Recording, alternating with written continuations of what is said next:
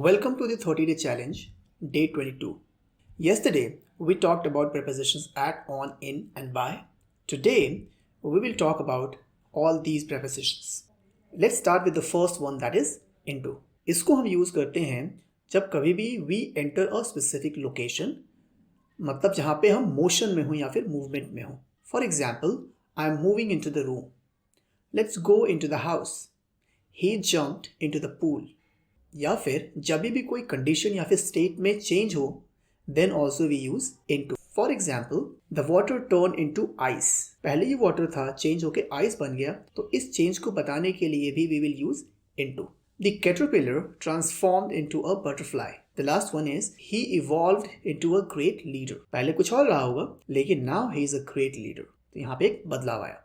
The next one is under. Under को हम use करते हैं जब भी किसी चीज के नीचे बैठे हों. फॉर एग्जाम्पल, आपको इस इमेज में दिख रहा होगा, this man is sitting under a tree. या फिर आपको ये इमेज दिख रहा है कि ये बिल्ली जो है टेबल के नीचे बैठी हुई है या फिर सो रही है. तो हम कह सकते हैं कि the man is reading under the tree and the cat is sleeping under the table. Let's take some more examples. She finished the assignment under an hour. अब यहाँ पे अंडर को यूज किया गया है एक लिमिट बताने के लिए, टाइम से रिलेटेड, कि 1 घंटे के अंदर she finished the assignment. The next example is children under age of 12 ride for free. The next one is I feel stressed under pressure. Under को यूज करके हम ये भी दिखाते हैं कि कोई इंसान किसी चीज के कंट्रोल में है. For example, you are under arrest. The last one is the team works under the guidance of the coach. तो जो टीम काम करती है, किसके गाइडेंस के अंडर काम करती है? वो कोच के गाइडेंस के अंडर काम करती है. So this is how we use under. एक last example, the treasure is buried under the sand. The next preposition is over. आपको आपकी स्क्रीन पे दिख रहा होगा कि एक हेलीकॉप्टर शहर के ऊपर उड़ रहा है. तो ऐसे केस में we use over and we say the helicopter is flying over the city. या फिर अगर कोई एक चीज है जिसने दूसरी चीज को पूरी तरीके से कवर कर रखा है या फिर ऑलमोस्ट पूरी तरीके से कवर कर रखा है, तो भी हम यूज करते हैं over. For example, the blanket is over the bed. आपको दिख रहा होगा येलो वाला ब्लैंकेट, ऑलमोस्ट इसने बेड को कवर कर रखा है. अगर मैं बोलूं कि he spilled water over the bed, तो आपको दिख रहा है कि पानी जो गिरा है उसने ऑलमोस्ट पूरे बेड को भिगा रखा है. कुछ और एग्जाम्पल्स देख लेते हैं.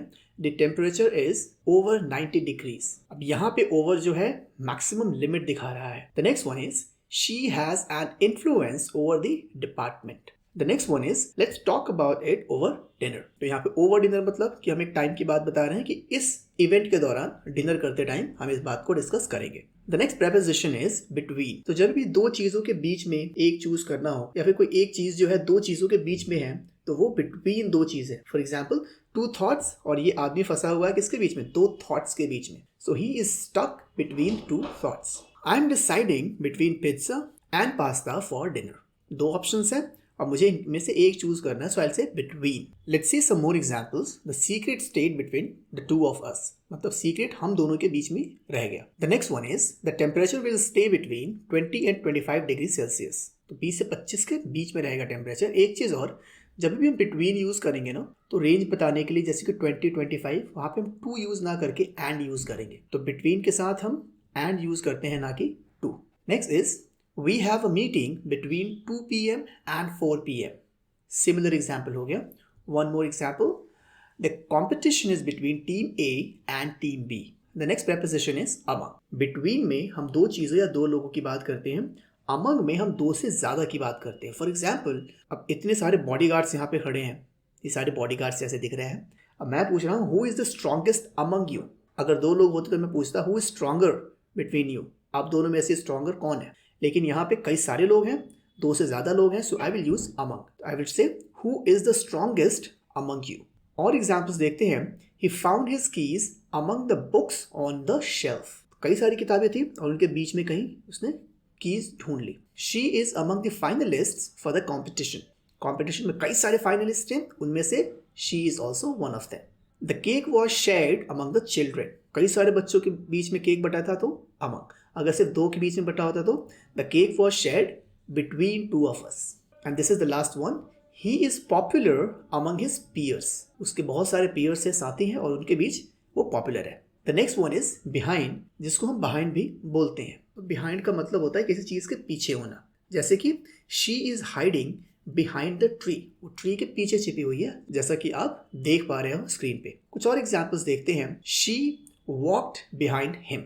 Next is she is behind schedule. अगर कोई प्लान स्केड्यूल में पीछे चल रहा है, फॉर एग्जाम्पल 5 टास्क करने थे और जिस टाइम पे दूसरा टास्क शुरू हो जाना चाहिए था उस टाइम पे अभी पहला ही टास्क चल रहा है, मतलब कि प्लान लेट हो रहा है, तो इस केस में हम बोलेंगे शी इज बिहाइंड स्केड्यूल, मतलब जो भी प्लान या फिर स्केड्यूल था वो उसमें पीछे चल रही है। The next preposition is beside. Beside मतलब बगल में। For example he walked beside me for a few minutes, वो कुछ समय तक मेरे साथ वॉक किया। या फिर the car is waiting beside the traffic light, traffic light के बगल में कार वेट कर रही है। कुछ और एग्जांपल्स लेते हैं। He sat beside me during the meeting, meeting के दौरान वो मेरे बगल में बैठा था। The book is beside the lamp on the table, तो कहाँ है book?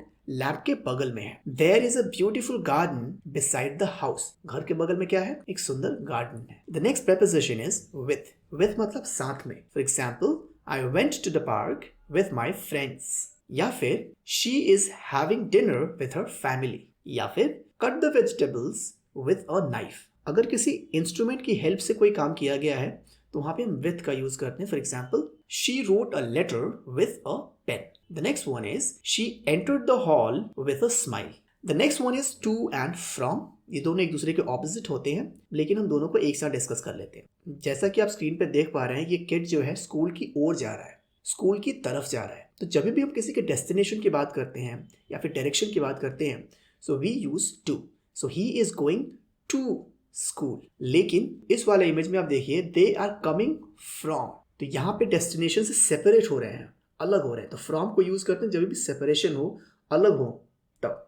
So they are coming from the school, वो स्कूल से आ रहे हैं, मतलब स्कूल से निकल रहे हैं वो। कुछ और एग्जाम्पल्स देख लेते हैं। I am going to the store, मतलब मेरा डेस्टिनेशन क्या है? स्टोर है। Next one is I am studying hard to pass the exam.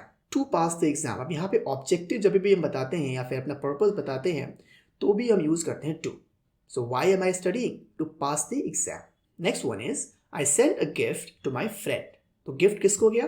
To my friend. It means it's showing the destination, it's showing the direction. The next one is I am travelling from New York to Los Angeles. तो मैं कहाँ से travel कर रहा हूँ? New York से Los Angeles. Destination कहाँ है? Los Angeles. सो वहाँ पे हम टू यूज़ करेंगे। सेपरेट कहाँ से हो रहा हूँ मैं न्यूयॉर्क से सेपरेट हो रहा हूँ, मैं उसको छोड़ के निकल रहा हूँ, तो I will use from New York to Los Angeles.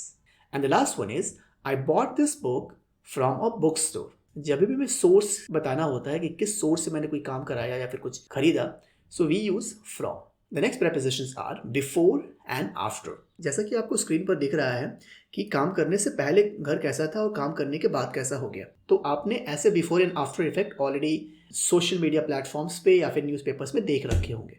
कुछ और एग्जाम्पल्स देखते हैं टू अंडरस्टैंड कि इसको यूज़ कैसे करना है। I always have breakfast before living for work. तो इसके पहले कि मैं काम के लिए निकलूँ, आई हैव ब्रेकफास्ट, मतलब निकलने से पहले मैं ब्रेकफास्ट करता हूँ। The next one is the meeting is scheduled for 3 PM। 3 बजे की मीटिंग है, but we can meet before that, हम उसके पहले मिल सकते हैं। The next one is I will call you after I finish my work. I can also say I will call you before I finish my work. इस case में काम खत्म होने के पहले कॉल कर लूंगा, लेकिन आफ्टर लिखा हुआ है तो काम खत्म करने के बाद I will call you. The next one is the concert ends at 7 PM and we can have dinner after that. 7 बजे कॉन्सर्ट खत्म होगा, उसके बाद मतलब after that we can go for dinner. I hope आपको ये सारे प्रेपोजिशंस अच्छे से समझ में आए होंगे। If yes, let's move towards an exercise. यहाँ पर 5 सेंटेंसेस आपको दिख रहे हैं विथ फिलर्स, और नीचे आंसर नहीं है, वो ऑप्शंस हैं। इन्हीं में से एक एक ऑप्शन आपको हर एक सेंटेंस में फिल करना है। तो आपका जो भी आंसर होगा please share that in the comment box. मैं इसका आंसर जो है डिस्क्रिप्शन बॉक्स में शेयर कर दूंगा। सो this is all I have for today. See you tomorrow with some new topics.